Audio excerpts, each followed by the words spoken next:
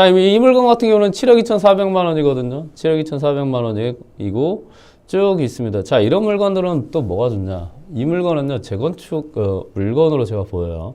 자, 재건축이라고 하면 뭐가 되죠, 여러분들이? 예, 소액으로 투자를 해서 가지고 있다가 여러분들이 서울에 있는 아파트의 꿈을 이루어줄 수 있는 거. 그리고 얘는 영등포 구에 있는 물건입니다. 그 영등포에 있는 물건 나쁘지는 않죠. 이 물건 한번 보고 오늘 마무리할 수 있도록 하겠습니다.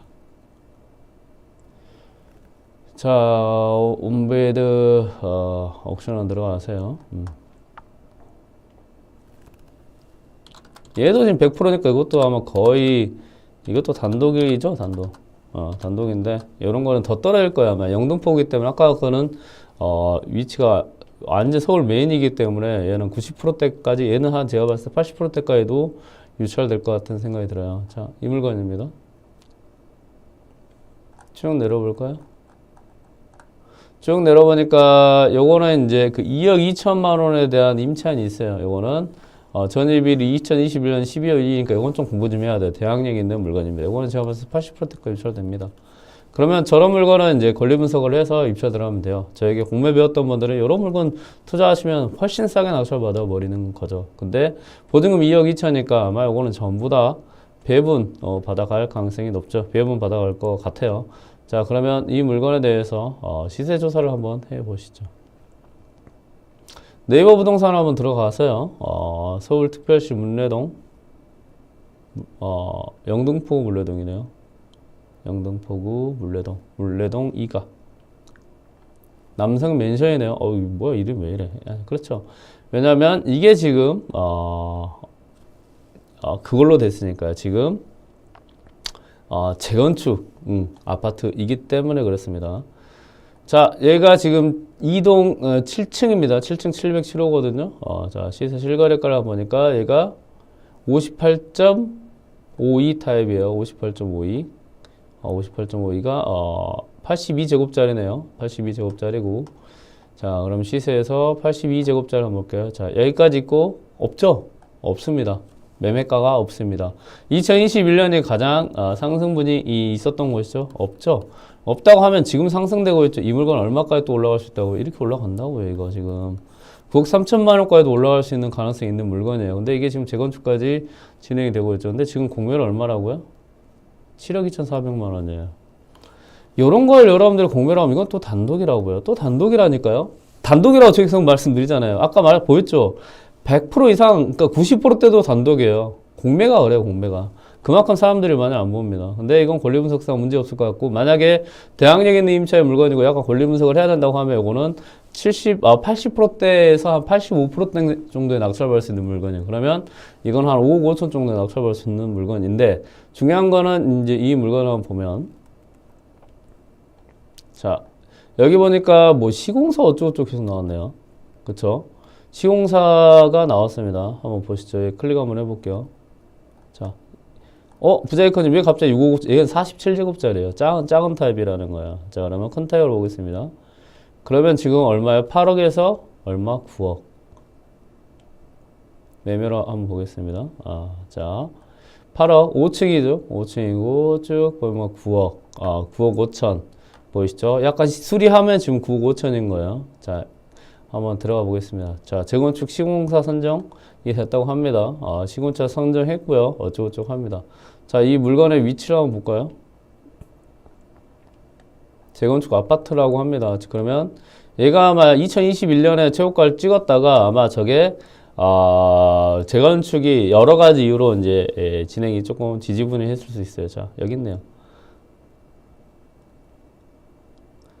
지금 여기가 지금 다 이제 정비구역 해가지고 진행이 될 건데 이 아파트예요. 근데 신도림역에서 바로 아파트에 있는 물건입니다. 이게 걸어서 제가 봤을 때 2분 정도, 1, 2분 정도의 거리에 있는 물건인데 이게 이제 재건축이 될 겁니다. 재건축이 되면 아파트가 새 아파트가 되겠죠. 이게 지금 여러분들이 요런 것들이 이제 20대, 30대 분들이 공매로 보는 거예요.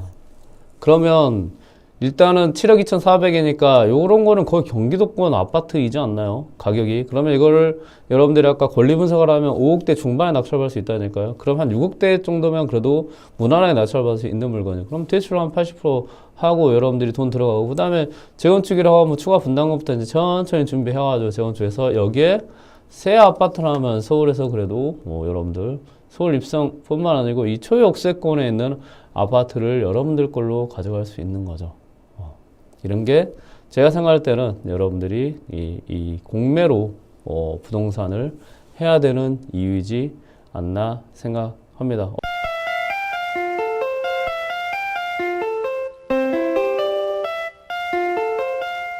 자, 이 물건 같은 경우는 이제 좀 낮은 금액으로 한번 가봤어요. 지금 5억 이하.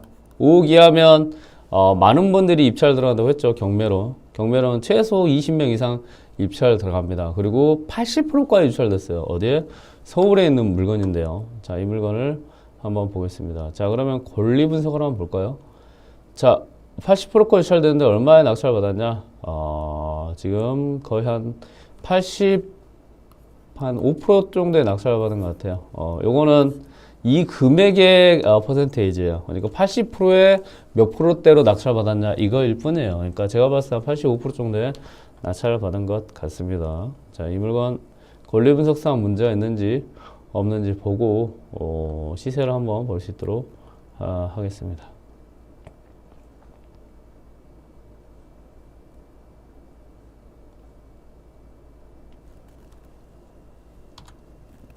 (024-02707-002) 이거죠? 자, 이런 건 뭐 특별한 거 아니에요. 특별한 거 아닙니다. 요거 하나가 문구가 뭐 어렵다고 하는데 공매는 일단 중요한 거는 그냥 건축물 대장이나 토지 대장 따라가면 된다 생각하시면 돼요. 그렇게 특별하게 문제는 된 건 아니에요. 자, 쭉 내려보니까요. 여기 홍땡땡이라는 분이 계세요. 홍땡땡이라는 분이 계신데 우리가 전입이 2015년 6월 23일입니다. 근데 말소기준 권리가 2015년 6월 22일이에요. 그러면 얘는 뭐예요? 대항력이 없어요. 그러니까 한마디로 이 물건 자체도 전혀 문제가 없는 물건이다. 권리 분석상. 그러면 이 물건에 대해서 여러분들이 몇 명이 들어왔고 그 다음에 시세 차익은 어떻게 되는지 한번 보시도록 하겠습니다. 자, 그러면 네이버 부동산을 들어가가지고 이 물건을 얼마나 싸게 낙찰받았는지 한번 볼게요. 이것도 10일 전에 낙찰받은 겁니다. 10일 전에. 10일 전에 낙찰받은 거예요. 자, 서울시 강북구 수유동 수유벽산 아파트.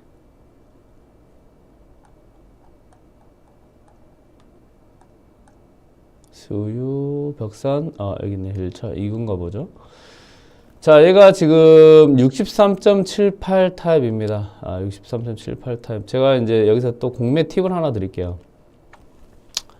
요거 때문에 여러분들이 많이 헷갈려 하시는데, 요거 보시세요. 보세요. 요게, 이 건물이 여러분들이 말하는 크기이고, 이 대가 토지이거든요.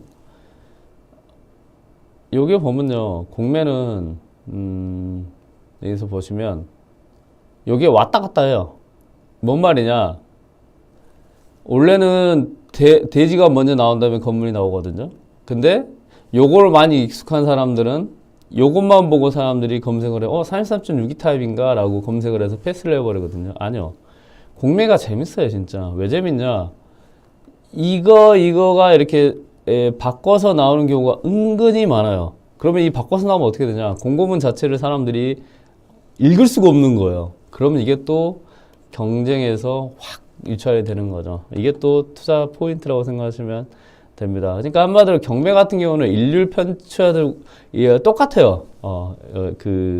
뭐 크기나 대지 크기나 건물 크기가 똑같은 면적에 똑같은 란에 똑같은 공간에 있는데 공매는 이게 왔다 갔다 해요. 막 지들 마음이에요. 그냥 담당자가 어떻게 올려냐에 따라 달라지는 거거든요. 근데 이게 중요한 게 뭐냐? 이렇게 왔다 갔다 했을 때 이걸 알고 있는 사람은 이 물건에 대해서 정확하게 권리 분석과 정확하게 시세 조사할 수 있는데 이걸 모르는 사람들은요 헷갈려 버려요. 그럼 투자를 못 합니다. 이거는 얘를 가지고 건물 면적을 찾아야 됩니다. 자, 그러면 시세 조사를 한번 해보시죠. 자, 이게 진짜 재밌는 거예요. 공매가 진짜 재밌어요. 자, 63.72 타입이니까 아마 84 정도 된 것 같습니다. 84 정도 되니까 얘가 지금 2024년 7월에 4억 9천만 원에서 5억 4천만 원까지 이 지금 가격이 있네요. 자, 그러면 지금 5억 4천만 원, 5억 5천 정도 지금 가격이 이 상승이 가격분이 있는 걸로 보이네요. 그러니까 지금 이 물건 자체는 2층이긴 하지만 지금 4억 4천만 원 낙찰 받았거든요.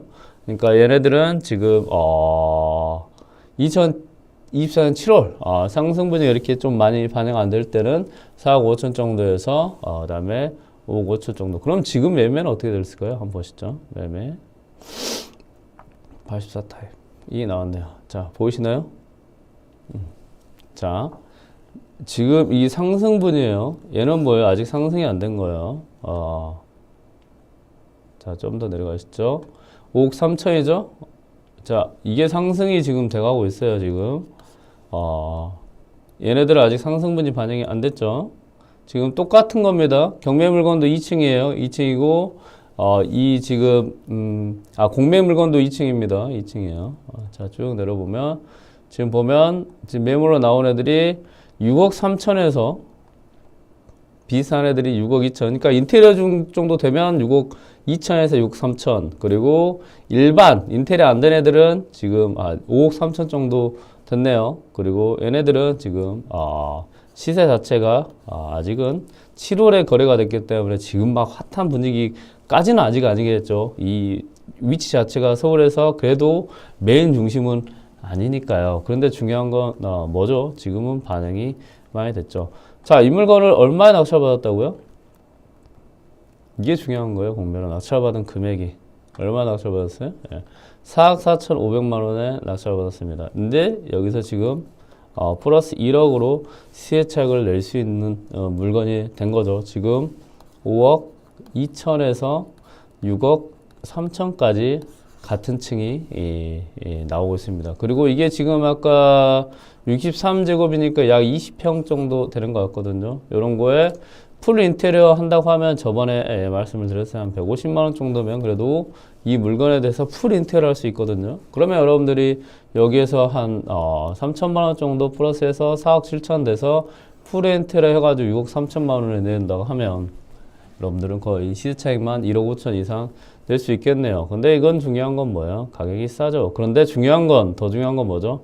이 물건에 대한, 서울에 대한 가격이 지금 상승하고 있다는 거예요. 이게 중요한 거죠. 상승하고 있고 이 물건은 계속 상승할 거란 말이에요. 그러니까 공매로는 어떻게 되냐. 이 물건도 지금 보시면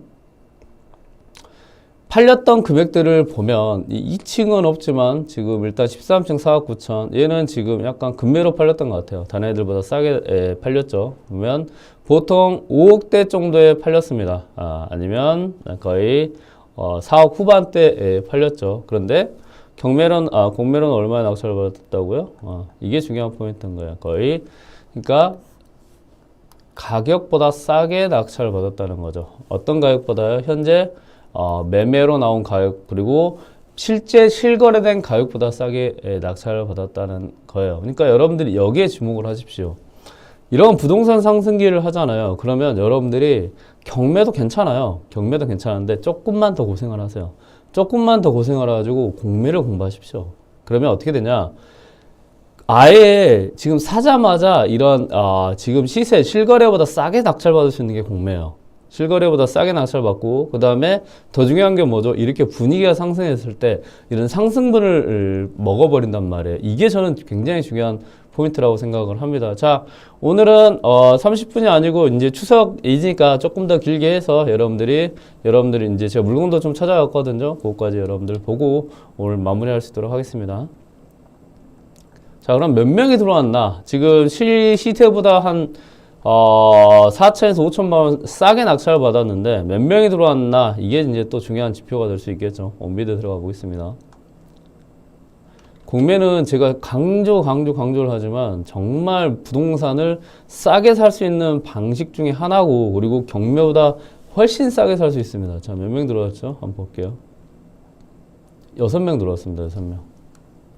이런 물건 경매로 들어왔으면 최소 20에서 30명 들어왔을 거예요. 왜냐하면 지금 실거래보다 싸니까. 그리고 지금 거의 비슷한 금액에서 낙찰을 받았네요. 그러니까 한마디로 이 물건 자체도 지금 시세보다 한 4천만 원 정도 싸게 낙찰 받았고, 지금 일반 매매로 나온 애들이 5,200에서 인테리어 되는 게 6천, 같은 층에 6,200까지 지금 올라갔어요. 6억 2천까지 올라갔죠. 그러면 여러분들 인테리어하고 6억 2천에서 내놔도 거의 최소 1억 5천 정도의 시세 차익을 지금 당장 낼 수 있는 물건이고, 플러스 뭐예요? 상승분이 반영이 된다니까요. 그럼 여기서 상승분이 플러스 되면 여러분들은 돈을 버는 거죠. 그러면 이런 물건을 여러분들이 낙찰 받았을 때 안전마진이라는 게 있잖아요. 그러니까 경매 같은 경우는 상승분이 반영되는 거 알겠어요. 오케이, 상승 알겠어. 근데 이 상승분이 반영되는 게 실제로 어떻게 될지는 지나가 봐야지 아는 거죠. 분명히 근데 상승할 거예요. 그런데도 공매는 아예 사자마자 싸게 낙찰 받는다고요. 싸게. 이게 중요한 겁니다. 그러니까 지표가 다른 거예요. 경매는 매매가가 있잖아요. 매매가가 있다고 하면 이 매매가에서 이렇게 상승분이 반영돼서 낙찰된다고 생각하면 됩니다. 근데 공매는요, 같은 매매가가 있잖아요. 여기서부터 시작합니다. 낙찰이. 여기서 거의 시작을 해요. 그리고 나서 상승이 되잖아요. 이 상승분을 이제 다 먹는 거예요. 그러니까 한마디로 경매는 이 정도의 차이를 이제 먹는다고 하면 공매는 여기서부터 이렇게 먹어버리는 거예요. 이게 공매입니다. 그리고 이런 상승장에서는요, 사람들이 많이 경매로 접근을 많이 해요. 왜? 지금 막 신문, 기사 이런 사람들 다 경매를 이야기하거든요. 네, 경매 지표를. 그러면 여러분들은 이때 뭘 공부를 해야 된다고요? 공매를 공부해가지고 정말 남들이 아닌 여러분들 공부하는 사람들끼리만 투자를 할 수 있는 거를 하는 거죠.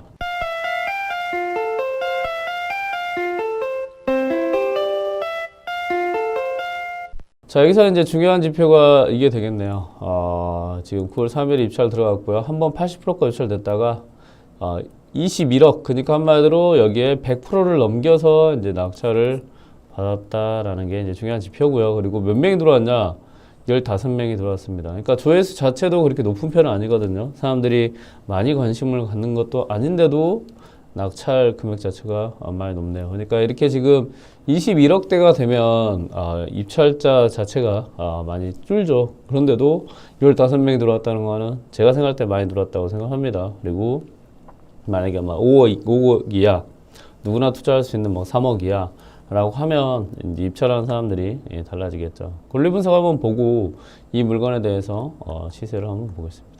자, 말소기준 권리가 2015년 5월 20일이고요. 그리고 보니까 임차인이 없으면 소유주 전부 점유한다고 했으니까 대항력이 없네요. 그러니까 이거는 말소기준 권리 자체도 문제가 없는 그런 물건이고요. 그리고 뭐 어쩌고저쩌고 했는데 그렇게 큰 문제는 없는 걸로 보입니다. 다만 여러분들이 제가 요즘 매매 사업자에 대해서 이야기 말씀을 드리죠. 이 건물 면적이 85를 넘어가면 다음에 팔 때 뭐가 발생을 한다고요? 건물가에 매매 사업자를 했을 때 10%의 부가세가 발생을 합니다. 그럼 부자이크님 이런 물건은 어떻게 해야 되는데, 요거는 개인으로 낙찰을 받아서 2년이 지나면 일가구 1주택 플러스 여러 가지가 있잖아요. 그때 그 2년 지난 이후에 이 일반 과세로 팔면 되겠죠. 그리고 그 건물의 10%니까 이게 이제 이게 건물이고 토지거든요. 이 플러스해서 금액해서 이 비율로 해서 건물분의 10%를 부가세를 발생을 한다 정도 기억을 하고 계시면 될 것 같습니다. 자, 그러면 이 물건에 대해서 한번 볼게요. 지금 15명이 들어왔어요. 그러면 지금 시세가 어떻게 되는지 한번 볼 수 있도록 하겠습니다. 네이버 부동산 한번 들어가가지고 서울시 마포구 오늘은 이제 추석 전이기도 하니까 제가 공매까지 해서 물건을 조금 더 보여드릴 수 있도록 할게요. 마포구 아현동 가연동, 마포, 레미안, 프리저. 여기 있네요. 마포, 레미안, 프리저. 114제곱이니까 동호수 공시가격에서 309동이죠. 309동. 309동 평행정보 들어가면 9,901호. 150.66B, 150B 타입이라는 거네요. 150B. 이 타입이고. 지금 매매가를 한번 볼까요? 매매가는 지금 보니까 제일 높은 층 18층 같은 경우는 지금 25억 정도에 팔려고 나왔고요. 그리고 14층 얘보다는 층이 좋네요. 24억 정도에 팔려고 나왔다. 지금 24억에서 25억 정도의 지금 매매가가 형성이 되어 있다. 그리고 이제 팔려고 나왔다라는 거를 알 수 있네요. 그러면 여기에서 자, 그럼 시세 실거래를 한번 볼까요? 150p. 그러면 여기서 가격이 지금 올라가고 있는 상승 기류를 볼 수 있죠. 그리고 2024년 7월까지는 22억 2천만 원 정도 했는데 6층이 23억 5천만 원 정도의 거래가 됐네요.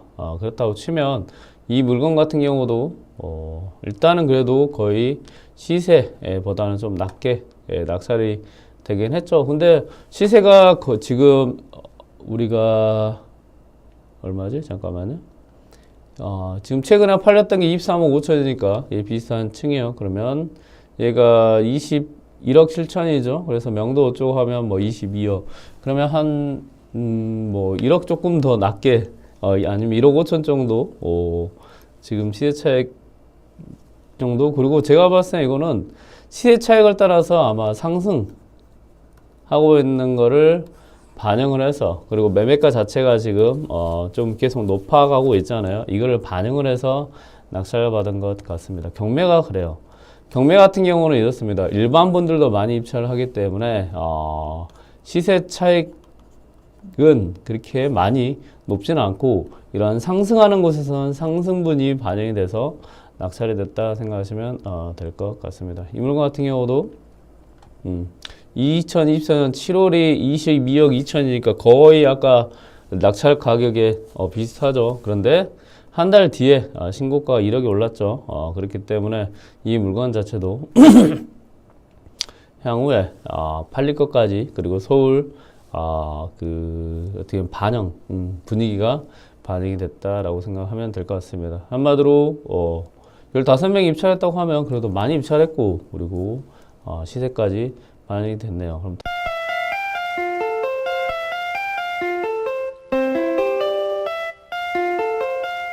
자, 여기 보니까 경매로 진행되고 있는 물건이고요. 서울 은평구에 있는 물건입니다. 조회 동향을 한번 보고 이 조회수가 왜 이렇게 많은 건지 한번 보겠습니다. 여기 보니까 그 전체 조회수가 갑자기 이날 확 뛰었네요. 이날도 유효 조회수가 많죠. 8월 29일 그러니까 8월 말에 조회수가 많이 됐고요.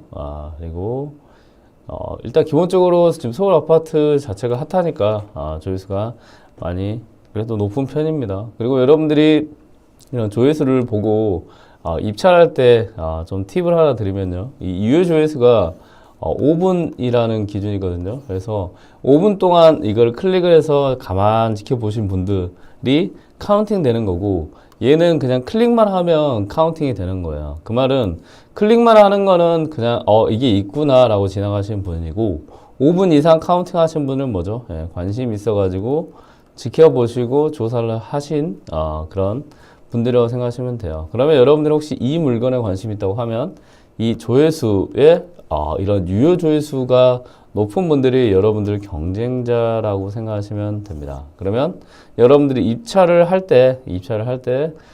하려고 하는데 유효 경쟁수가 이 분들이 한 최근 5일 동안 1에서 0 사이다 라고 하면 여러분들이 단독입니다. 아니면 여기서 4에서 뭐 8 사이에 있다라고 하면 입찰 들어갈 때 그래도 5명 이상은 입찰 들어올 수 있겠다라는 걸 감을 잡고 경매도 입찰할 때 잘 하시면 됩니다. 그래서 어려운 건 아니고요. 이런 조회수를 가지고 관심, 이게 유효가 있고 그 다음에 그냥 일반적인 클릭이 있다고 하면 왜 이런 조회를 할까라고 생각해 보시면 여러분들도 이분들의 입장에서 가만 고민해 보시면 해답이 나올 거라고 생각합니다. 이 물건 같은 경우에도 조회수가 꽤 되네요. 자, 아파트이고요. 여러분들이 이런 경매 물건을 봤을 때 여러 가지를 봐야 돼요. 특히 이런 지금 아파트 가격이 상승할 때는 제가 꼭 봐야 된다는 거는 이 사건 번호에 대해서 제가 이거는 계속 누누이 강조를 합니다.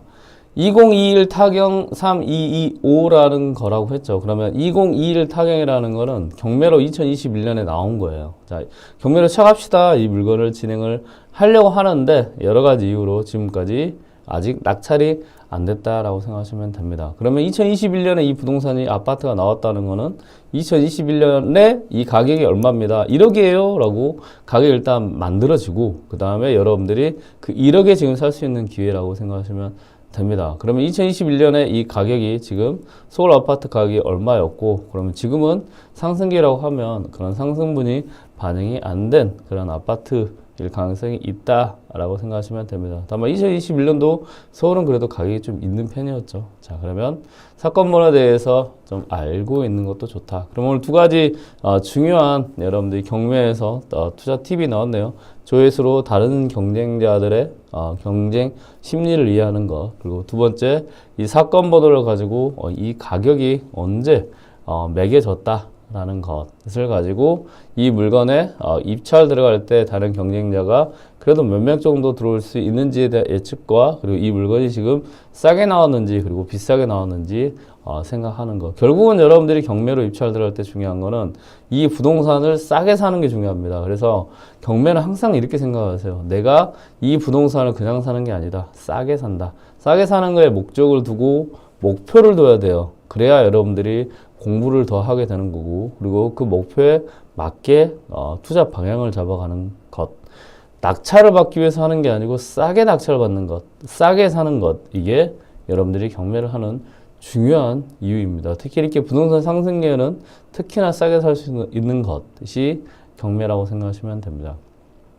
자, 이 물건을 보니까요, 왜 이렇게 조회수가 많았을까라고 생각을 하면 일단은 여러분들이 이 1차를 언제 시작했는지 보는 것 중요하겠죠. 2022년 8월 30일에 시작을 했다고 하면 2020년까지 약 2년 전에 시작을 했네요. 그러면 이 경매 물건이 2년 동안 그래도 이 여러분들이 검색할 수 있게 올려 있다라는 게 중요한 포인트겠네요. 일단은 첫 번째 올려져 있는 기간이 길다. 그래도 지금 길어도 조회수가 13,000 정도면 굉장히 많이 나온 겁니다. 특히 서울에 있는 웬만한 경매에 투자하시는 분들은 이 물건 다 봤다라는 게 반영이 되겠네요. 자, 그러면 더 보겠습니다. 여기 보니까 이 물건 같은 경우는 여기에서 유찰이 8억 4천에 한번 유찰이 됐었네요. 그리고 나서 2차에서 다시 한번 유찰이 된 이후에 이제 변경이 되고 그 다음에 6억 7,800에서 2023년 2월 21일에 변경이 다시 됐는데도 그냥 유찰된 가격으로 나왔습니다. 나왔다가 아마 5명이 7억 7천만 원에 입찰 들어갔었는데 불허가 되었네요. 자, 불허가는 두 가지가 있어요. 여러분들이 경매를 꼭 볼 때 두 가지를 봐야 된다는 이유는 뭐냐? 하나는 이 낙찰자가 불허가 받았는지, 두 번째는 여기에서 이해관계인이 불허가를 진행을 했는지, 특히 소유주나 채무자가 불허가를 신청을 해서 불허가 받아들였다고 하면 이 부동산을 팔고 싶지 않은 마음이 반영이 됐다라고 생각하시면 돼요. 그래서 이런 거 같은 경우는 문건 송달 내역을 통해서 확인을 하시고, 만약에 소유주다, 그분이 안 팔려고 했다, 그러면 이 물건 자체가 그래도 살기 좋은 물건이고, 그리고 이런 경우가 은근히 또 있어요. 이 안에 내부 시설을 좀 많이 해놨거나 인테리어를 해놔서 이런 게 아까워가지고 불허가를 하는 경우가 있습니다. 그래서 내가 인테리어한 가격까지 다 측정을 해주세요 라고 신청을 해서 불허가를 하는 경우도 은근히 있다라고 생각하시면 됩니다. 자, 그럼 문건 송달 내역을 한번 보고요. 왜 불허가를 했는지, 누가 불허가를 했는지 한번 보겠습니다. 이게 쭉 내려 보니까 자 여기에 있네요. 여기에 자 2023년 2월 23일에 보니까요, 채무자 겸 소유주가 무엇을 했냐, 집행정지 결정을 제출을 했네요. 그리고 여기서 채권자 주땡땡님도 매각기일 연기 신청을 했네요. 자, 그러면 이 물건이 언제 낙찰을 받은 거죠? 자, 보자. 2023년 2월 21일에 낙찰을 받았네요. 그러면 2023년 2월 21일 이후에 무언가를 했는지 보면 됩니다. 여기서 2023년 2월 15일, 21일 이후가 이날이 되겠네요. 근데 여기서 여러분들이 딱 보면 채무자 겸 소유주가 뭘 했냐? 이거 정지해 주세요. 라고, 좀 못 팝니다. 라고 제출을 했어요. 그리고 나서 계속 진행이 했습니다. 그러니까 한마디로 이거에 대한 불허가는 낙찰 받으신 분이 문제가 있어서 이 물건을 불허가 하는 게 아니고, 소유주가, 자, 이거 지금 못 팔 것 같아요. 이거 그래도 좀 아까워요. 라고 해서 집행정지를 신청을 했고, 그리고 이게 받아들여서 불허가 됐고, 이 낙찰자는 불허가 돼서 보증금을 받았다라고 생각하시면 돼요. 자, 그러면 이 물건 자체는 지금 문제가 없는 물건이다. 그러면 권리분석을 한번 보고 이 물건을 보시죠. 자, 2011년 12월 22일 연식이니까 약 한 13년 지난 연식이네요. 그리고 자, 쭉 보니까 여러분들이 봐야 될 거는 임차인이 없으면 전부 소유주가 점유하고 있네요. 자, 여기서 보니까 아까 여기 임금채권이라고 되어 있네요. 우리 그 경매 공부하다 보면 임금채권 조심하세요라고 항상 말을 하죠. 그쵸? 임금채권을 왜 조심을 해야 되냐라고 하면,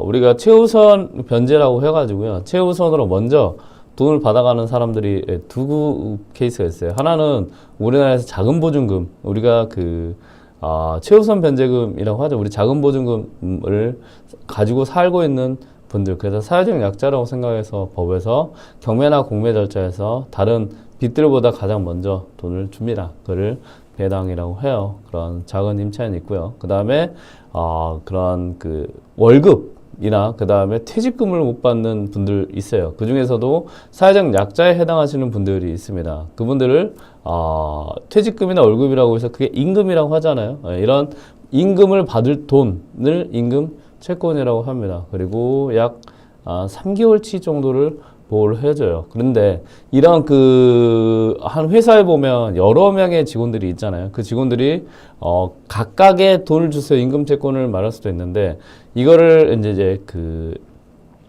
단체로 한 번에 모아가지고 이거 돈을 주세요라고 경매에 신청하는 곳이 있습니다. 그게 근로복지공단이라는 곳이에요. 그러면 근로복지공단은 단체로 여러 명의 직원들이 돈을 못 받은 돈을 모아서 신청을 하기 때문에 금액이 많겠네요. 그리고 이런 금액 같은 경우는 뭐냐? 최우선 변제라고 해서요. 경매와 공매에서 다른 돈보다 먼저 돈을 배당을 받아갑니다. 근데 여기서 중요한 건 뭐냐? 대항력 있는 임차인이 있을 때는 만약에 대항력 있는 임차인의 보증금이 있잖아요. 그러면 이 보증금보다 먼저 배당을 받아가 버려요. 그러면 그 배당을 받아간 금액만큼 보증금을 못 받으면 여러분들이 그 보증금을 인수해야 됩니다. 그래서 임금채권은 이럴 때 대항력 있는 임차인이 있을 때 조심을 해야 됩니다. 자, 그러면 이 물건 다시 한번 볼게요.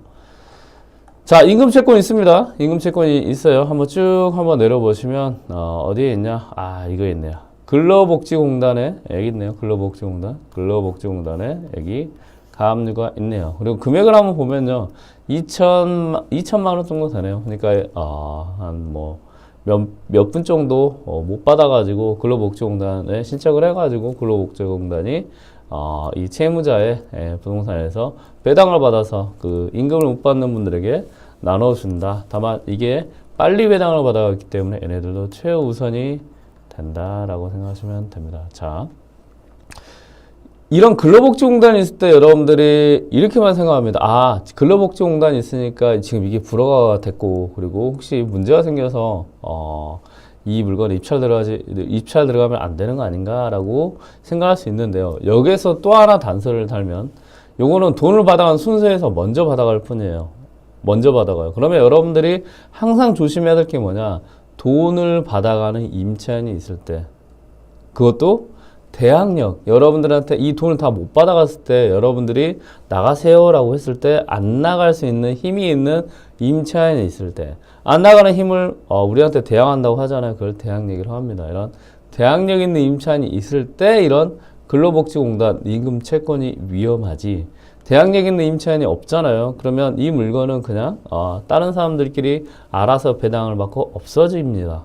그러면 여러분들은 신경 쓸 필요가 없어지는 거죠. 자, 이 물건 같은 경우는 권리분석상 임금 채권이 있지만 여기에 뭐가 없죠. 뭐가 없죠. 여기에 여러분들에게 대항할 수 있는 대항력 있는 임차인이 없습니다. 그렇기 때문에 이 물건은 권리분석상 안전한 물건이 됩니다. 자, 그러면 결론적으로 말하면 10억 6천만 원에 지금 감정 가격이 됐고 그 다음에 2023년 2월 21일 낙찰받은 물건이 지금 불허가는 됐지만 이 불허가 된 이유는 소유주가 안 팔려고 해서 불허가 됐고 그리고 한 번 더 이제 변경이 돼서 최근에 경매로 나왔습니다. 그래서 이만큼 많이 경매를 보는 사람들이 그래도 2년 정도 클릭해 볼 수 있도록 많이 있었고 그리고 가격 자체가 지금 64%니까 많이 싼 편이죠. 그리고 임금 채권이긴 하지만 이거는 문제 없다라고 생각하시면 됩니다. 조회수는 높지만 다만 이 물건은 올해 경매를 검색할 수 있는 분들께 걸려 있어서 조회수가 그냥 높을 뿐이다 정도 생각하시면 되고 권리분석상 아무런 문제가 없다. 그러면 이 물건 시세 한번 보시죠. 자, 서울 은평구 음왕동에 있는 백년 힐스테이트고요. 한번 주변을 한번 보고요. 혹시 주변에 재개발이나 그다음에 재건축 그리고 여러 가지 교통 환경이 좋아지면 이런 아파트 같은 경우는 가격이 더 올라갈 수 있습니다. 특히 이런 옆에 재개발이 진행이 된다고 하면 어떻게 될까요? 얘네들이 새 아파트가 되는 거죠. 그러면 재개발이 진행이 되면 어떻게 되냐? 재건축과 재개발은 조금 달라요. 재건축은 아파트만 오래된 아파트를 밀고 아파트만 지었습니다. 그러니까 한마디로 이 아파트를 이용하는 공원, 뭐 도로, 그 다음에 학교 이런 애들은 그대로 있는 상태에서 아파트만 바뀌는 거예요. 집만 바뀌는 겁니다. 근데 재개발은요, 이런 그 빌라나 이런 아파트일 수도 있고요. 여러 가지 좀 노후된 환경이에요. 뭐 차가 들어가는 길도 어렵고 소방차가 들어가기도 힘들어요. 그래서 이런 자체를 지역을 다 없애요. 없앤 다음에 새 아파트도 짓고 학교도 짓고 그 다음에 뭐 공원도 짓고 여러 가지 인프라를 짓게 됩니다. 그 말은 뭐냐? 이 경매로 진행되는 아파트 주변에 이 재개발이 진행이 된다고 하면 이 지역이 좋아집니다. 지역이 좋아지면 어떻게 될까요? 사람들이 좋아지는 환경이 더 살려고 하겠죠. 그러면 사람들이 더 몰려듭니다. 근데 새 아파트는 오래된 아파트보다 가격이 더 높겠네요. 왜냐하면 뭐 건축비나 인건비가 최근에 많이 올랐고 그리고 여기 살고 싶은 사람의 니드가 반영된다면 올라가겠죠. 그러면 새 아파트에서 살고는 싶은데 못 사는 분들이 이 구축 아파트로 넘어오는 현상이 일어납니다. 그러면 구축 아파트도 사람들이 몰려서 수요가 많아지겠죠. 그러면 가격이 올라가는 현상이 일어납니다. 그래서 여러분들이 이런 아파트를 볼 때 이 인프라도 보지만 경매로 봤을 때 주변에 이런 그 재건축이나 재개발이 진행되는 곳인지를 보는 것도 중요합니다. 그러면 여기 보니까 여기 한번 보시죠. 여기 이렇게 쭉 보니까 어떻게 되어 있어요? 아파트면 아파트 단지 해가지고 아파트가 보여다니는 막이 거미줄 같이 이렇게 있는 게 있죠. 이게 뭐냐? 이거는 재개발이 돼서 아파트가 올라왔고 그 다음에 이게 지도에 아직 반영이 안 됐다 생각하시면 됩니다. 다음으로 한번 들어가 보겠습니다.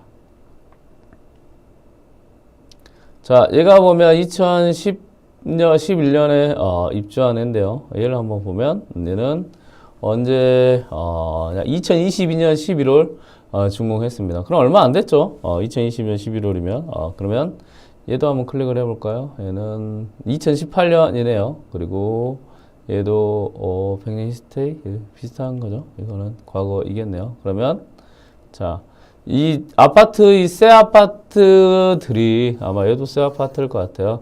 주변에 있고 여기 초등학교가 있네요. 그러면 이 새 아파트 가격이 올라가는 만큼 이 백년 힐스테이트라는 그래도 13년 된 아파트 자체도 가격도 같이 올라가고 이 초등학교의 인프라와 이 뒤에 그 숲이 있죠. 그래서 여기는 학세권과 그 다음에 숲세권, 같이 이용할 수 있는 그래도 인프라와 그 다음에 입지가 굉장히 좋은 아파트에 해당을 한다라고 생각하시면 되겠습니다. 그리고 이거 지금 가격도 상당히 괜찮을 것 같은데요.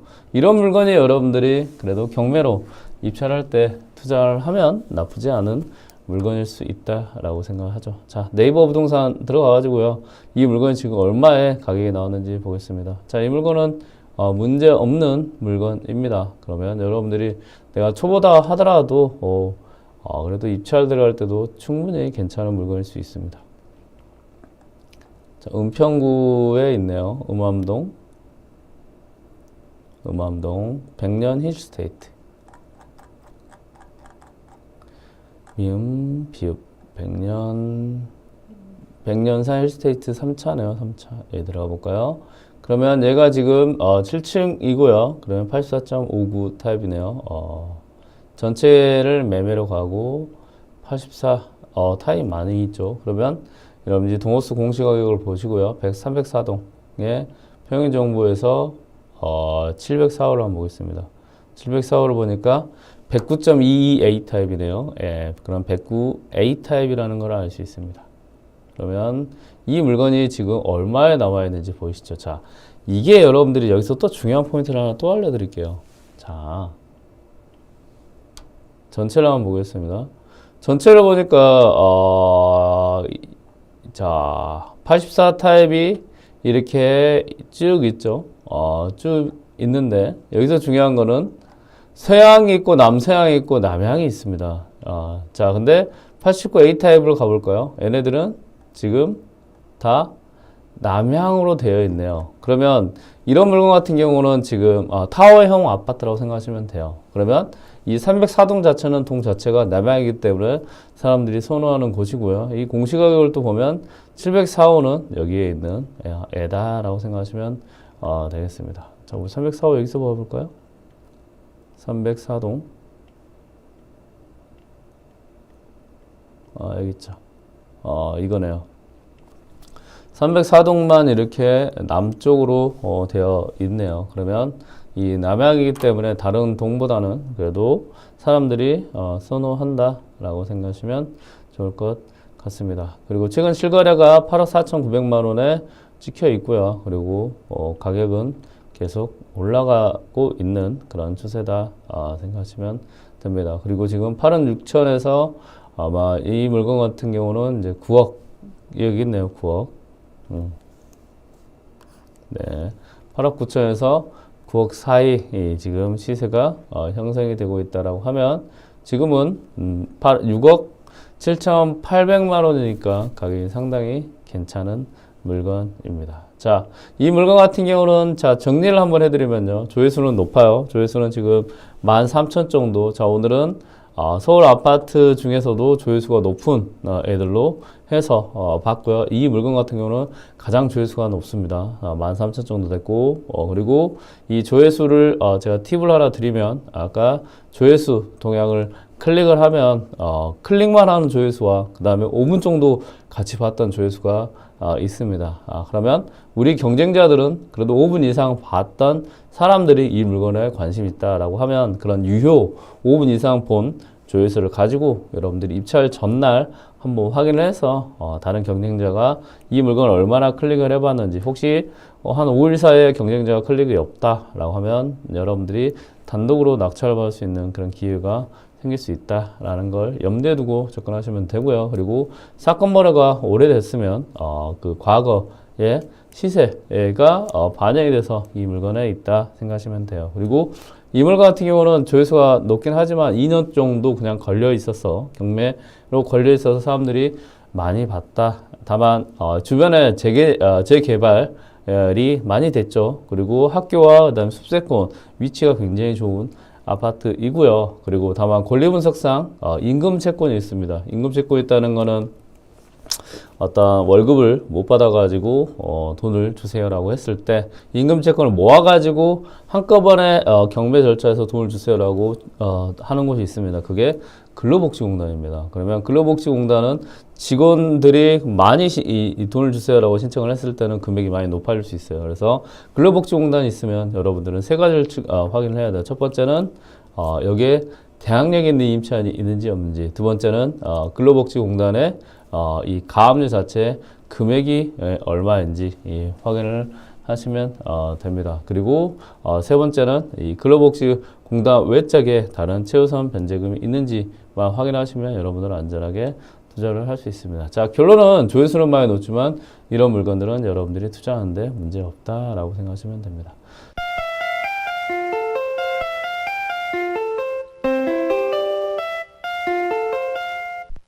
자, 요거 한번 보시죠. 자, 여기도 5억 8천만 원에 누군가가 한 명이 낙찰을 받았습니다. 여기 보니까, 혹시 파산관제인이어서 무서워서 낙찰을 받지 않은 거, 미납된 거, 그런 거 아닙니다. 이거 신경 쓰지 마세요. 이분들은 이제 그 서동선이라는 분이 이제, 파산이 된 거예요.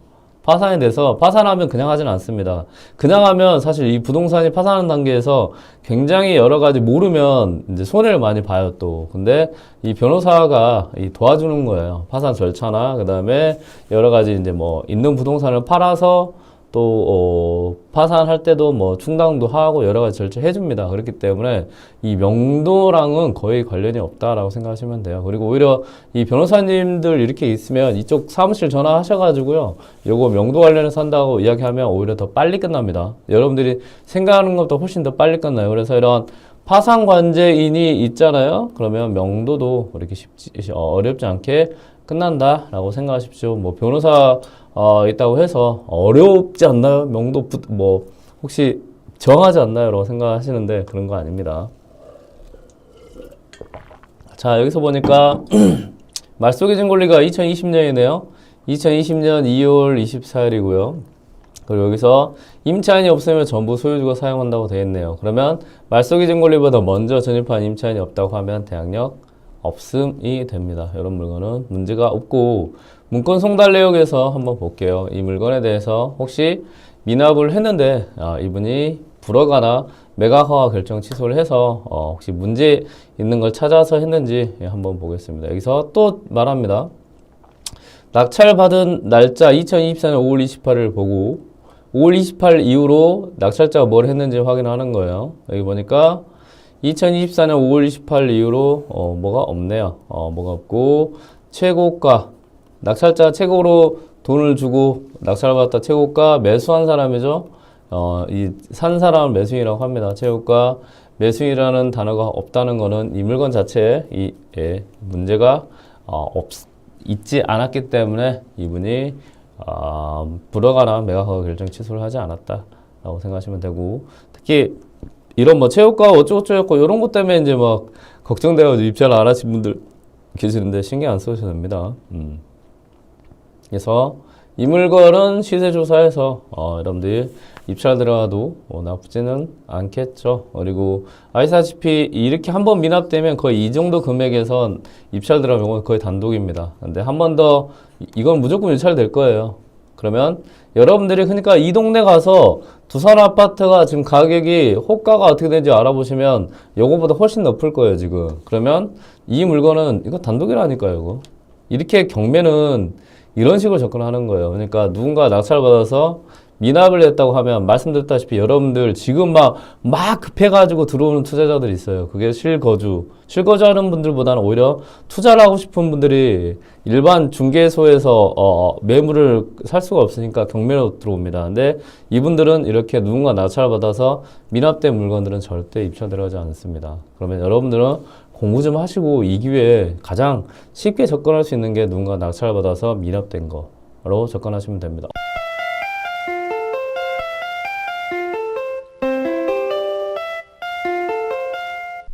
이런 아파트가 하나 있어요. 자, 이게 경매 물건입니다. 잘 눈에 안 보이시죠? 크게 한번 볼게요. 이 물건 같은 경우는 서울에 있는 이제 아파트이고요. 양천에 있는 아파트입니다. 서울시 양천구에 있는 아파트이고, 신정동에 있는 아파트이고, 요즘은 경매가 개인 보호 차원에서 이렇게 이제 주소랑 그 다음에 여러 가지 정보를 조금 동그라미로 해놔요. 해놔서 혹시나 조금 불편할 수 있습니다. 보기에 좀 불편할 수 있지만 제가 이 불편한 걸 감안해서라도 최대한 여러분들께 자세하고 쉽게 설명할 수 있도록 해보겠습니다. 자, 이 물건의 중요한 거는 뭐냐? 다른 게 아닙니다. 자, 여기서 보니까요. 이 오른쪽을 보시면 여기를 보세요. 주목을 해서 화살표를 보시면 이게 뭐냐? 경매로 진행을 했고 이 경매 물건이 얼마 몇 번에 걸쳐서 가격이 내려간다를 확인해 주는 공간이라고 생각하시면 돼요. 이거를 경매 전문 용어로 유찰이라고 합니다. 자, 이 물건을 보니까 2019년에 이제 진행이 처음 됐었네요. 1차가 되어 있죠. 이 매각기일이라는 게 경매로 시작한 첫 날짜가 되는 겁니다. 2019년이면 몇 년 전이에요? 한 5년 전에? 5년, 6년? 6년 전인가요? 6년 전에 시작했고, 이때 5억 7,500만 원에 이제 경매가 시작이 됐네요. 그런데 누군가 이제 낙찰을 받았어요. 근데 시작하는 금액과 낙찰받은 금액이 얼마 차이 안 나는 거니까 이건 제가 봤을 땐 혼자 낙찰받은 것, 이걸 단독이라고 합니다. 근데 매각허가 결정 취소가 돼버렸네요. 이게 뭐냐? 한번 쭉 한번 보시죠. 취소가 됐다가 2020년 약 1년 반 뒤에 또 경매가 진행이 됐어요. 진행이 됐는데 이때는 2019년에 5억 9,600만 원에 입찰들어서 낙찰 받았는데 1년 반 뒤에는 얼마? 2억을 더 높게 낙찰이 들어갔네요. 8억에 낙찰됐어요. 근데도 또 불허가 났어요. 뭐야 이거? 그렇죠? 자, 또 진행이 됩니다. 이 3차 때 보니까요. 자, 2020년에 2차에서 진행되는 것보다 또 이번 한 1년 반 정도 뒤에 경매가 진행이 됐네요. 2022년 3월 20일에 진행이 됐어요. 그런데 뭐요? 9억 8,800만 원에 이제 낙찰을 받은 거예요. 그런데 미납을 했네요. 이건 또 뭐냐? 그리고 나서 그 이후 한 8개월 정도 지난 다음에 한 명이 낙찰을 받았습니다. 그리고 6억 6천만 원에 이제 낙찰을 받았습니다. 자, 궁금하시지 않나요? 궁금하시죠? 왜 이런 현상이 발생을 했을까? 궁금하실 거예요. 자, 이게 여러분들이 지금 국면하고 비슷하다고 생각하시면 돼요. 여기에서 아마 아파트 가격이 상승했을 거예요. 그리고 더 상승을 했다가 약간 하락 지점이 왔고 그 다음에 이게 경매에 반영됐다고 생각하시면 돼요. 근데 부자이컨 좀 이상한데 어떻게 하나의 경매 물건 가지고 이렇게 아파트가 최저에서 그다음 상승 국면 그리고 이런 하락할 수 있는 그런 국면까지 다 진행이 될 수 있나요? 라고 이제 궁금하시죠? 이건 제가 조금 이따가 설명을 해드리겠습니다. 자, 그러면 자, 이제는 이 물건에 대해서 시세를 이분이 그래도 여러 가지 우여곡절이 있었죠. 2019년부터 해서 우여곡절이 있다가 이때는 30만 명이 들어왔어요. 여러분들이 지금 상황이라 생각하시면 됩니다. 이게 상승 국면에서 대표적인 예입니다. 그리고 이제 16명이 들어왔습니다. 근데 여기서 뭐예요? 한 명이 들어왔어요. 이 한 명이 들어와서 낙찰을 받았고 이분은 매각에 대한 허가 결정을 받고 대금 납부까지 다 했습니다. 그러니까 돈을 다 납부했어요. 그러면 이분이 가격을 잘 받았는지 안 받았는지 한번 시세를 확인을 해보겠습니다. 자, 어디 보시자. 자, 제가 미리 찾아놨습니다. 찾아놓으니까 이게 보니까 이 아파트 가격이 원래 5억 7,500만 원에 시작해서 6억 6천만 원 이제 낙찰 받은 것 같이 표면적으로는 보이네요. 자, 그러면 네이버 부동산을 통해서 한번 이 부동산 아파트를 보겠습니다. 잘 받았는지 안 받았는지 보죠. 네. 네이버 부동산을 이제 한번 보시고요. 네이버 부동산. 여기 네이버 부동산이 있네요. 그리고 이 물건을 이제 보니까 서울시 양천구 신정동 그 다음에 센트럴 세양청마구나. 세양청마 아파트죠. 기억 니은 비읍. 자, 이거는 여러분들이 봐주세요. 부자이크라는 사람이 물건을 어떻게 찾는지 같이 봐주면서 여러분들도 지금 공부를 하는 겁니다. 이게 세양 청마루 아파트가 있네요. 그리고 이 물건 같은 경우는 84제곱이에요. 84제곱이고, 그리고 이게 지금 제가 알기로는 층을 한번 볼까요? 2층으로 알고 있습니다. 2층으로 알고 있어요. 그리고 이게 몇 동이더라? 클릭 한 번 더 하면 주소가 나와요. 106동 2층 203호라는 걸 알 수 있습니다. 자, 그러면 지금 한번 볼게요. 이게 지금 84제곱 타입이에요. 84제곱 타입이니까 107 타입이겠네요. 107 타입이고 전체 거래 방식을 매매로 하고 이게 106동입니다. 106동을 하면 106동 매매 안 나왔네요. 거의 이제 가격이 비슷하니까 자, 보시죠. 오, 지금 4층이 10억 5천만 원이네요. 10억 5천만 원. 지금. 그러니까 저분은 2022년 12월에 낙찰을 받았어요. 지금부터 한 1년 반 정도 전에 낙찰을 받았는데 6억 6천에 받았습니다. 오야, 지금은 4억 뛰기 했네요. 4억 뛰기. 이런 게 이제 경매 아파트입니다. 그러니까 한마디로 하락이 될 것 같은 곳에서 상승까지 되고 여러 가지 사람들이 어떤 이유가 있었을 때 이렇게 싸게 살 수 있습니다. 그런데 지금이야 아파트 가격이 상승하니까 그럴 수 있다고 쳐요. 그러면 이분이 낙찰을 받았을 때는 과연 싸게 샀는지 한번 보시죠. 여기 그 107로 넘어가고요. 107이 이 84제곱입니다. 그럼 이 실거래를 보면 여러분들이 요즘은 국토해양부 뭐 실거래 굳이 들어갈 필요 없어요. 이 네이버 부동산 다 있습니다. 실거래가부터 매매 지금 매물로 나오는 거부터 이 KB 부동산이죠. KB 부동산까지 다 있으니까 이거 하나만 잘 보셔도 됩니다. 이 실거래가 이게 밑에 보면 더보기 하면 쭉 내려서 연도가 나와요. 이거 보니까 뭐예요? 2022년 7월이 얼마예요? 9억 5천만 원이었네요. 그러다가 23년 4월에 얼마요? 8억 8천. 8억 8천. 그리고 23년 11월에 9억 3천이 됐네요. 이게 이제 여러분들 심리가 반영이 된다고 생각하시면 돼요. 여기 보면 하나 조금 더 내려볼까요? 이 경매 물건이 2019년이었죠? 2019년부터 한번 과거부터 가서 좀 보시죠. 시간 조금 내보세요. 실거래 보면 쭉 나옵니다, 이제. 과거를 볼 수가 있어요. 있네. 이게 2019년 3월입니다. 2019년 3월. 2019년 3월은 6억이었어요. 그러면 경매로 처음 입찰 들어가서 낙찰받은 사람이 5억 9천만 원 낙찰받았으니까 뭐 그냥 시세로 받았네요. 서울 같은 경우는 이때 보통 경매는 실거래나 실거주나 그리고 컨설팅 받는 분도 많고 그리고 경매는 여러분들이 투자를 해보시면 알겠지만 거의 매매가에 육박해서 받습니다. 그런데 이 물건은 어떻게 된 건지 싸게 낙찰 받을 것 같기도 해요. 자, 그러면 그 다음 2차가 2020년 10월 20일입니다. 2020년 10월 20일. 자, 2020년 보니까 여기네요. 이 층이 얼마까지 올라갔어요? 8억 8천만 원까지 올라갔네요. 여기 한번 보실까요? 여기 보니까 이때 8억 3천만 원에 낙찰 받으면 잘 받았네요. 그렇죠? 잘 받았네요. 근데 부러워 안 왔어요. 조금 더 보시죠. 그 다음에 3차가 2022년 22년 3월 2일이에요. 3월 22일. 이때 9억 8천만 원 받았거든요. 2022년이니까 이 정도 되겠네요. 이 정도 되겠네요.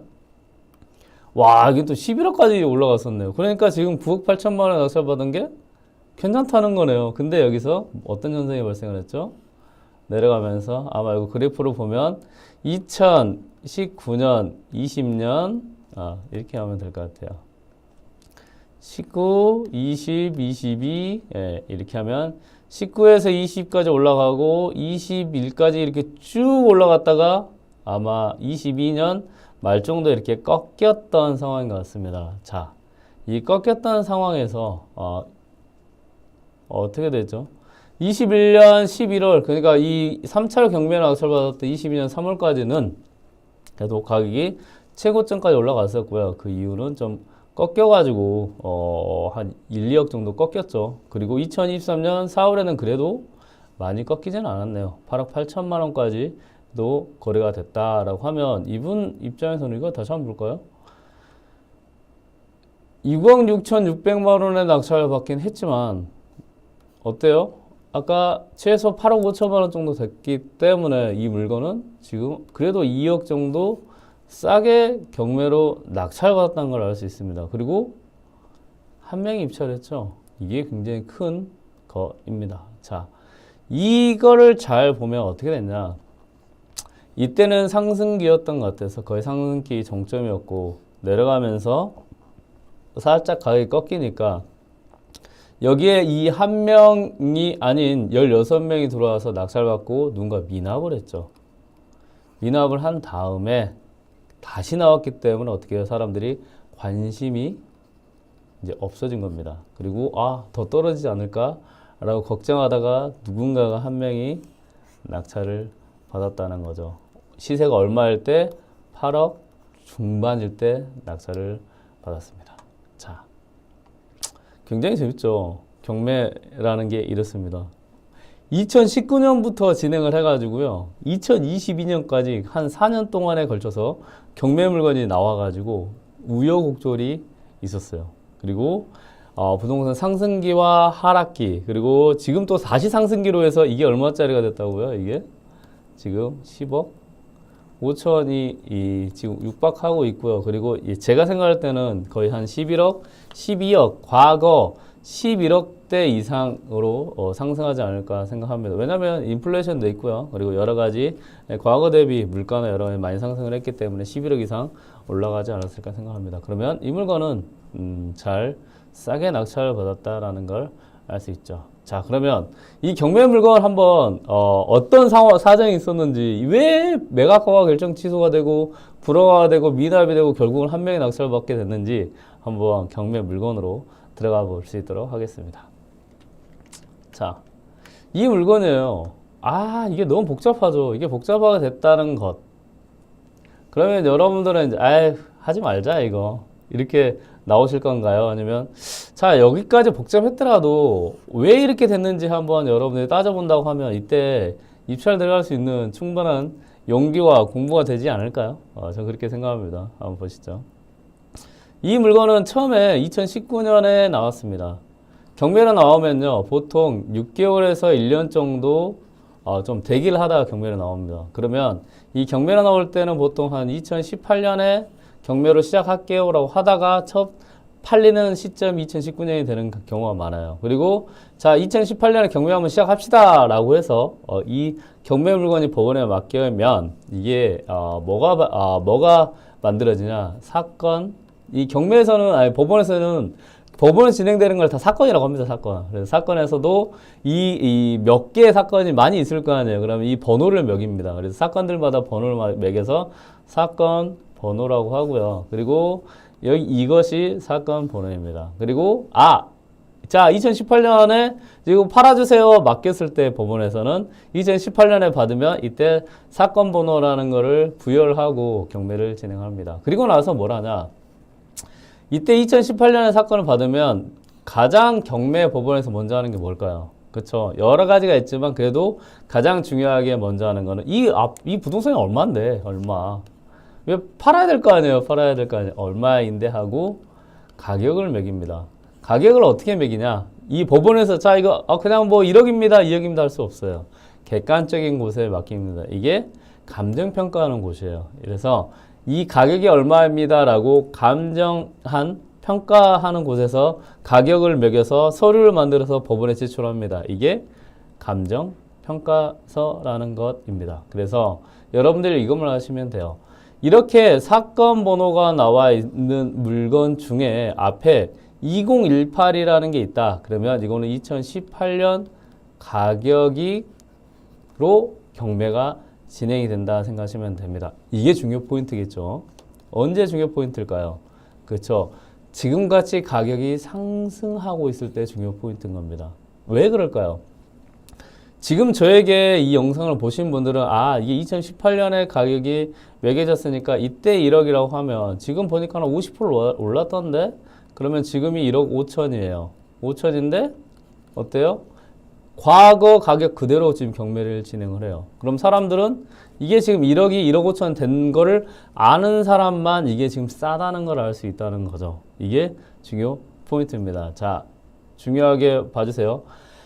아파트 등 부동산 상승기에는 이 부동산이 언제 가격이 매겨졌는지를 아는 사람들만 굉장히 돈을 벌 수 있는 그런 구조가 발생을 한다. 그리고 이 부동산이 언제 가격이 매겨졌는지 나오는 것은 이 사건 번호를 통해서 확인할 수 있다. 그리고 2019면 2019년에 가격이 매겨졌다. 자, 그러면 지금 여러분들이 경매 부동산으로 확인할 수 있는 게 무엇일까요? 그렇죠?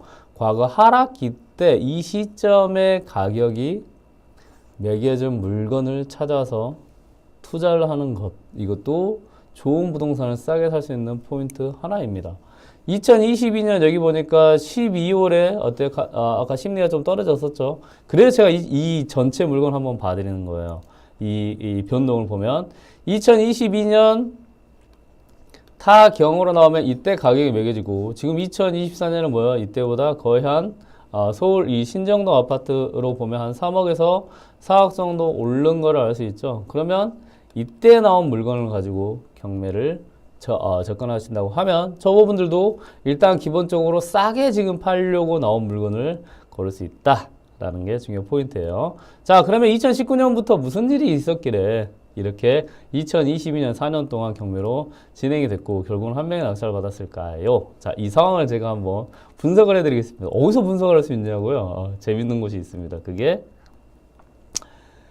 문건 송달 내역이라는 것을 보면 이게 왜 이렇게 됐는지 다 확인을 할 수 있습니다. 자, 먼저 여러분들이 좀 기억해야 될 거 1차 2019년 매각허가 결정 취소됐다. 2020년 불허가 됐다. 2022년 미납됐다. 2022년 말 어때요? 누군가 낙찰 받아서 수익권 이전을 했다 정도 생각하시면 됩니다. 자, 그럼 이거 한번 제가 분석을 좀 해드릴게요. 제가 이런 미납되거나 그 다음에 재매각되는 물건들을 항상 여러분들에게 설명할 때 문건 송달 내역을 보십시오라고 말씀을 드렸어요. 이 문건 송달 내역은 뭐냐? 이건 대화입니다. 대화. 어떤 대화냐? 이 법원과 이 이해관계인들끼리 대화를 하는 거예요. 그러니까 법원에서 자 이렇게 해주세요. 그럼 이해관계인이 알았어요 이렇게 주고 이해관계인이 자 이것 좀 해주세요. 그럼 법원이 알았어요 이렇게 준단 말이에요. 근데 이게 당사자들끼리 이야기는 할 수는 없잖아요. 이거를 서류로 대화합니다. 서류로 대화하는 내역이 문건 처리 내역이라는 거예요. 자, 아까 2019년에 뭐가 됐죠? 취소가 됐고요. 20년에 뭐가 됐어요? 불허가가 됐고 22년에 뭐가 됐죠? 미납이 됐죠. 그리고 2023년이죠. 거의 3년에 그 다음에 낙찰이 돼서 매각 허가 결정이 됐습니다. 이것만 여러분들이 왜라는 걸 알면 또 이렇게 사건 번호가 과거에 있는 걸 가지고 지금 경매 물건 중에 이렇게 진행되는 물건을 보면 여러분들이 이 물건이 왜 이렇게 됐는지만 알면 해소될 것이고 그리고 투자하는 물건 중에서도 안전한지 안전하지 않는지 확인할 수 있을 것입니다. 자, 다만 이걸 하기 전에 자 여러분들이 또 궁금한 게 하나 있죠. 뭐가 있을까요? 그렇죠? 이 물건이 혹시 권리 분석상 문제가 있지 않을까? 라고 궁금할 수 있을 것 같아요. 요거는 제가 빠르게 한번 가겠습니다. 여러분들이 권리 분석에서 가장 중요하게 봐야 될 거는 임차인이 있는지 없는지거든요. 그리고 말소 기준 권리보다 먼저 전입한 임차인이 있는지 없는지가 가장 권리 분석이 중요합니다. 없죠? 끝이에요. 그러니까 한마디로 이거는 권리 분석상 아무런 문제가 없는 그런 물건입니다. 혹시 부동산 아파트에 하자가 있지 않나요? 그냥 그걸 보려고 지금 이제 문건 송달력을 보는 겁니다. 자, 보시죠. 여기서 여러분들이 찾아야 할 게 뭐냐? 낙찰자를 찾는 겁니다. 낙찰자를 뭐라고 하냐? 가장 높게 가격을 써서 받았다고 해서 최고가 그리고 사는 사람을 매수한 사람이지 매수인이라고 합니다. 그래서 우리는 흔히 낙찰자 우리 입찰한테 입찰자하는데 법원에서 그렇게 하지 않아요. 가장 높게 낙찰받은 사람을 최고가 매수인이라고 합니다. 여기서 문건 송달 내역에서 이제 확인합니다. 문건 처리 내역은 관계 있는 사람들이 법원에 서류를 제출을 하는 거예요. 자, 뭐 어떤 서류들이 법원에 제출되는지 한번 보겠습니다. 2019년에 한번 보니까 이렇게 돼 있네요. 이게 네네 최고가. 이게 보이시죠? 최고가 매수인 보이죠? 2019년 3월 5일에 낙찰 받은 거예요. 낙찰 받았네. 최고가 매수인이 자 매각 허가 결정 등본을 이제 낙찰 받았다고 합니다. 이때 그 다음 사람이 뭐랬냐? 이 소유주가 있죠. 재무자금 소유주가 뭘 했어요? 항고장. 이거 문제 있어요. 항고장 하고 그다음에 경매를 집행을 정지를 신청했습니다. 이게 중요한 포인트인 거죠. 이건 뭐예요? 소유주가 안 판다는 거예요. 그리고 나서 체육관 매수인이 뭘 했죠? 매각 허가 결정 취소를 또 했어요. 그리고 나서 법원 환급 신청을 해서 보증금을 받았습니다. 자, 여기서 이제 여러분들이 재밌는 상황이 문건 송달 내역을 보고 확인할 수 있습니다. 이분은 낙찰을 받고 나서 매각 허가 결정이 났어요. 결정이 났는데 이분이 스스로 낙찰을 받는 사람의 매각 허가 결정 취소를 했거든요. 이것도 신청을 제출했어요. 이거 왜 그럴까? 왜? 비싸게 받아서? 아니요. 그때 가격이 또 적당히 잘 받았단 말이에요. 그 이유는 뭐냐? 채무자의 의지입니다. 의지. 채무자가 뭘 했어요? 자, 집행정지를 신청을 했어요. 근데 집행정지를 신청했다고 해서 받아주는 게 아닙니다. 다 받아주는 게 아니에요. 검토를 해보고 확인을 해봐서 이게 이유가 있으면 받아줘요. 그러니까 반반이라고 생각하면 돼요. 안 받아들일 확률도 꽤 높습니다. 그러니까 채무자가 소유주가 누구를 설득했을까요? 그렇죠. 낙찰받은 사람 설득을 했어요. 해서 자, 취소 좀 신청을 해주세요. 그러면 어떻게 돼요? 집행정지도 신청하고 취소 신청했기 때문에 법원에서는 취소를 그래도 좀 해주려고 하는 경우가 많죠. 그래서 이거는 결국은 그렇게 취소가 신청이 됐고 이거는 취소가 됐다라고 생각하시면 됩니다. 중요한 거는 이 소유주의 의지가 들어갔다. 그러면 이 취소할 때 이제 이 사건 번호만 봐도 알 수 있거든요. 이거 아마 이 두 분의 어떤 협상이 있었지 않을까 생각해요. 자, 취소해주면 그래도 취소에 대한 좀 어느 정도 수수료는 주겠습니다. 아마 그렇게 하고 소유주가 낙찰자랑 이야기를 했었을 것 같아요. 제가 생각할 때. 그리고 낙찰자는 그게 어느 정도 그래도 이유가 있다고 생각하고 이 정도면 그래요. 내가 고생을 했지만 이 정도 고생은 돈으로 좀 받을 수 있지 않았을까요? 라고 해서 취소했고 이거는 매각허가 결정 취소가 됐습니다. 그러면 여러분들이 지금 낙찰받은 물건하고는 아무런 문제가 없겠죠. 자, 두 번째 2020년 한번 보겠습니다. 자, 2020년에 보니까 이게 언제였죠? 2020년 언제 낙찰? 2020년 10월에 낙찰받았죠. 2020년 10월에 이제 낙찰을 딱 받았어요. 10월 20일 날 낙찰, 이때 낙찰받았습니다. 또 체육관 매수인이 이제 매각 허가를 받고 열람하고 복사할 신청을 했어요. 근데 그 전에 또 뭘 했냐? 채무자가 또 뭘 했어요? 강제 집행 정지를 또 신청을 했어요. 그러니까 경매로 또 부동산을 안 팔고 싶다는 거예요. 그리고 나서 이거 같은 경우는 이제 법원에서 불허가를 해줬습니다. 그래요. 이게 강제 집행 정지를 했는데 오케이 불허가해서 체육관 매수인을 뭘 했냐? 또 법원에서 보증금을 환불 받아서 갑니다. 자, 그러면 22년은 미납이 됐어요. 2022년 3월. 그럼 이 부동산에 문제가 있어서 그런 거 아닌가요? 자, 22년 3월로 가보겠습니다. 2022년 3월 23일 여기 있죠. 보니까 여기 보니까 뭐가 없어요. 뭐가 없습니다. 2022년 3월 20일에 낙찰자가 뭘 한 건 없어요. 근데 이해관계인 소송 대리인에서 매각 불허가를 또 신청을 했어요. 매각 불허가 신청해서 그럼 이거 받아줬냐? 자, 쭉 한번 볼게요. 그리고 또 소유주가 또 뭘 했어요? 한 걸 또 했어요. 야, 이거 팔지 마세요. 팔지 마세요. 한 걸 했습니다. 그리고 나서 이게 2022년 3월이었잖아요. 3월입니다. 쭉 한번 재밌는 현상을 보겠습니다. 3월인데 5일? 6월에 뭐예요? 3월에서 이 항고를 하고 뭐 어쩌고 6월에 체육관 매수인이 뭘 했냐? 환급 신청을 했네요. 그러면 이제 불허가를 받아줬겠네요. 근데 여기 미납이라고 되어 있잖아요. 미납. 여기 미납이라고 되어 있잖아요. 여기 미납으로 되어 있지 않아요? 왜 미납인데요? 이게 여러분들이 이제 봐야 되는 거예요. 왜 미납인데요? 9억 8천에 낙찰 받아놓고 미납이 된 거예요. 이 소유주는 9억 8천에도 팔기 싫다는 겁니다. 이거는 자, 법원이 진행을 계속 하려고 했는지 안 했는지 보면 됩니다. 2022년 6월 9일이잖아요. 6월 9일에 환급 신청을 했어요. 근데 요거는 끝났고 2022년 6월 이후에 한번 보면 됩니다. 법원이 이거는 이제 문건 이건 송달 내역이라고 해서 법원이 관계인에게 서류를 보낸 겁니다. 2022년 9월 그러니까 6월 이후에 보니까 법원도 어때요? 매각 불허가도 있고 여러 가지를 막 검토했을 거 아니에요. 막 검토를 했는데 해보니까 이유가 안 맞아. 그래서 경매 계속 진행해 하고 하면서 낙찰자에게 뭘 했냐? 9월 30일에 대금 지연 한마디로 야 이거 그 잔금 내세요라고 대금 지급 기한서를 발송을 해버렸어요. 근데 이제 또 이 낙찰받은 분이 피문부재죠. 그러니까 화가 난 거예요.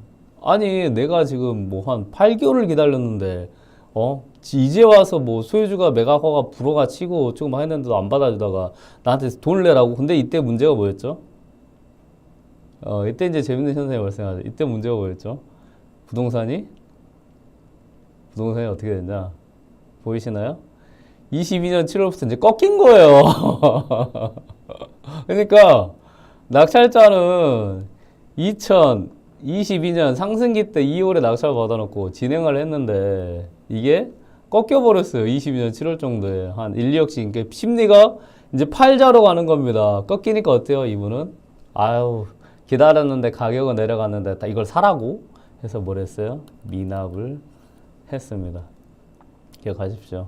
이게 여러분들에게 좋은 기회가 또 될 수 있다는 거예요. 그래서 이 서류가 보면 언뜻 보면 굉장히 복잡해 보여요. 근데 복잡해 보이는데 복잡한 게 하나도 없습니다. 이게 어디에 있다고요? 문건 송달 내역이 다 있습니다. 자, 매각허가 결정 취소는 뭘 했어요? 이게 소유주가 안 팔아요 했었는데 이거는 협상을 해서 아마 낙찰자가 제가 봤을 땐 그래도 몇 천만 원 정도의 협상금을 좀 받지 않았을까 생각해요. 두 번에 불허가는 이제 법원이 그래 불허가 이유 있네라고 불허가 해줬어요. 자, 세 번째 이제 또 불허가를 또 신청했죠. 했는데 법원이 한 번 해줬잖아요. 아예 몰라. 근데 기다리다 보니까 이제 법원도 서류를 검토하다 보니까 한 8개월 정도 지난 거예요. 지나니까 어때요? 낙찰자가 이때 부동산이 꺾였습니다. 그러니까 뭐야 나 기다리게 해놓고 이제 여기서 5억 7천만 원이니까 5천만 원 정도 손해를 보고 미납을 했죠. 그리고 나서 이분이 뭘 했냐? 어부지리로 단독으로 낙찰받았습니다. 언제? 심리가 꺾이긴 했지만 이때 8억 중반 정도의 아파트이고 지금 이거는 지금 10억 정도의 가격을 하고 있습니다. 자, 이렇게 경매 물건 같은 경우는 여러 가지 우여곡절이 있지만 여러분들이 이 우여곡절을 조금 이해하고 그 다음에 이거를 알 수 있는 정도의 공부를 좀 해놓으면요 굉장히 이게 뭐가 되냐? 돈이 되는 겁니다. 한마디로 경매라는 거는 다른 경쟁자들이 못 보는 것만 볼 수 있으면 돼요. 이것 때문에 여러분들이 공부를 하는 걸 하는 겁니다. 그냥 경매에서 아파트가 상승하더라 그래서 내가 공부를 해서 입찰 들어가기 위해서 공부하는 게 아니고 여러분들의 중요한 목적은 뭐예요? 싸게 낙찰받기 위해서 하는 거예요. 그러면 싸게 낙찰받기 위해서는 여러 가지 이런 서류가 조금 복잡하게 보여도 검토할 수 있어야 된다는 거죠. 그리고 검토했다고 하면 이분은 아마 검토했을 거예요. 검토했다고 하면 이분은 이 검토 하나 가지고 얼마를 싸게 받았죠? 2억을 싸게 낙찰 받았고 결국은 뭐예요? 지금 시세 대비 4억을 어때요? 이분은 벌었죠. 그리고 2022년이니까 올해 2024년 12월이 되면 뭐예요? 2년이 됩니다. 그쵸? 그러면 이분은 팔면 이 4억에 대한 금액이 뭐가 없어요? 양도세, 비과세고 현금 4억을 벌게 되는 겁니다. 이해되셨나요? 이게 이런 하락기 때부터 이 상승하는 국면에서 여러분들이 투자 포인트를 잡아줘야 되는 것이라고 알고 계시면 될 것 같아요. 자, 그러면 여기서 중요한 포인트는 뭐였죠? 여러 가지 문건 송달 내역도 있었지만 경매는 기본적으로 자 경매 시작해주세요 라고 했을 때 법원에서 뭘 부여한다고요? 사건 번호를 그래도 부여를 하고 그리고 시작한 날짜가 어디에 나와요? 사건 번호 가장 앞에 나옵니다. 그러면 이 부동산이 얼마의 가격이 매겨졌는가가 중요한 게 아니고요. 지금은 상승기라고 했잖아요. 그러면 상승기라는 거는 이게 위에 하늘만 날고 있나요? 아니죠. 당연히 땅에 있다가 하늘을 날게 되는 거죠. 그러면 이 땅에 하락기 시점에 있었던 적이 있었단 말이에요. 이때 경매를 진행합시다라고 나온 부동산들이 이제는 막 나올 거예요. 그러면 여러분들은 그런 부동산 가격 자체는 뭐예요? 땅에 앉아있는 상태에서 하락기 때이기 때문에 가격은 싸다. 지금 이 상승된 가격이 반영이 되지 않았다. 그러면 여러분들이 딱 하나의 서류를 보고 알 수 있죠. 어떤 것? 사건 번호를 보고 알 수 있다는 겁니다. 자, 오늘은 제가 두 가지 여러 가지 포인트를 가지고 조금 복잡해 보이지만 이 물건을 한번 풀어드렸는데요. 자, 지금 서울 아파트 상승합니다. 이 상승기 때 놓치지 마십시오. 이 사건 번호, 이 사건 번호를 잘 기억하시고 2018년에 나왔다는 것. 그러면 지금 하락기에 나온 애들을 잘 기억하고 계시다가 이 사건 번호만 봐도 상승하는 가격에 반영이 안 됐다고 하면 지금 부동산 시점에 이걸 뭘로 접근하는 거냐? 경매로 접근할 때 무조건 해야 된다는 것 기억하십시오. I don't think so. No, no, no, no. It's never, ever, ever, ever, ever, ever go.